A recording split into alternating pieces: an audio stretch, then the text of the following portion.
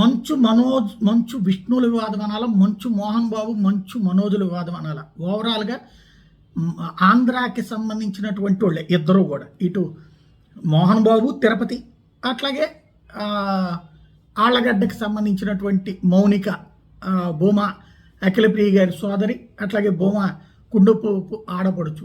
అదే సందర్భంలో ఇప్పుడు మంచు వారి ఇంటి కోడలు. తాజాగా జరిగినటువంటి అంశం ఏంటి? ఈ ఇద్దరి గొడవ హైదరాబాద్లో నడుస్తోంది.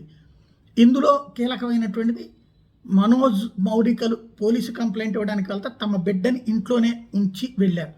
అయితే ఏదైతే ఈ జల్పల్లిలో ఉన్నటువంటి ఆ ఇంటి దగ్గర ఉంచి వెళ్తే వాళ్ళు కంప్లైంట్ వచ్చాక లోపలికి రానియలేదు. రానియకపోయేటప్పటికి కేకలు వేశారు. ఓ పక్కన ఆళ్లగడ్డ బ్యాచ్ అంతా కూడా, మౌనిక బ్యాచ్ అంతా అక్కడికి దిగినట్టున్నారు. అఖిలి పంపించి ఉండొచ్చును. పెద్ద ఎత్తున బౌన్సర్లు, మనోజ్ బౌన్సర్లు వీళ్ళందరూ కూడా ఉన్నారు. పొద్దున వాళ్ళందరూ బయటికి పంపించి ఇప్పుడు అందరూ కలిసి కంప్లైంట్ ఇచ్చాక వెళ్ళి అక్కడే నుంచున్నారు.